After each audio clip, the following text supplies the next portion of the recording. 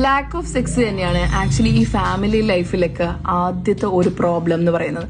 അവിടെ ഓക്കെ ആണെങ്കിൽ അല്ലെങ്കിൽ ഹെൽത്തി ആയിട്ടുള്ള ഒരു സെക്ഷുവൽ ലൈഫ് ഉണ്ടെങ്കിൽ കുറേയൊക്കെ ഭാര്യ ഭർത്താക്കന്മാർ തമ്മിലുള്ള പ്രശ്നങ്ങൾ വരും.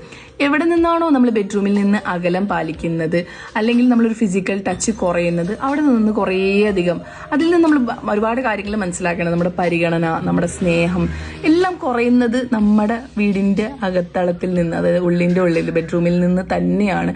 അത് പലർക്കും സമ്മതിക്കാനും അല്ലെങ്കിൽ അംഗീകരിക്കാനൊക്കെ പലപ്പോഴും മടിയുണ്ടാവും. അപ്പോൾ എപ്പോഴും നിങ്ങൾ എത്ര പിണങ്ങി കഴിഞ്ഞു കഴിഞ്ഞാലും എന്ത് നിങ്ങളുടെ തമ്മിൽ ആർഗ്യുമെൻ്റ് ഉണ്ടെങ്കിലും ഒരു രാത്രിയിലേക്ക് അപ്പുറത്തേക്ക് പോകാനോ അല്ലെങ്കിൽ ഈ ഇൻറ്റിമസി കുറയ്ക്കാനോ നിങ്ങൾ ശ്രമിക്കരുത്.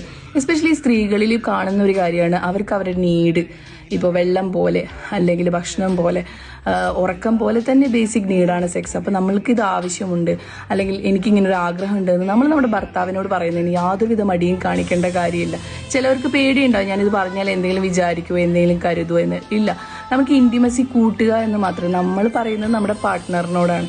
അപ്പോൾ നമ്മുടെ പാർട്ട്ണർ അറിഞ്ഞും മനസ്സിലാക്കി നമ്മളെ എന്താ പറയുക ഉത്തേജിപ്പിക്കുമ്പോൾ മാത്രമാണ് അല്ലെങ്കിൽ സന്തോഷിപ്പിക്കുമ്പോൾ മാത്രമാണ് നമുക്കൊരു ഹാപ്പി ആയിട്ടുള്ള ലൈഫും അതുപോലെ പല കോൺഫ്ലിക്ട്സുകളും നമുക്ക് ഒഴിവാക്കാൻ പറ്റും. പഠനങ്ങൾ തെളിയിച്ചിട്ടുള്ളൊരു കാര്യമാണ്.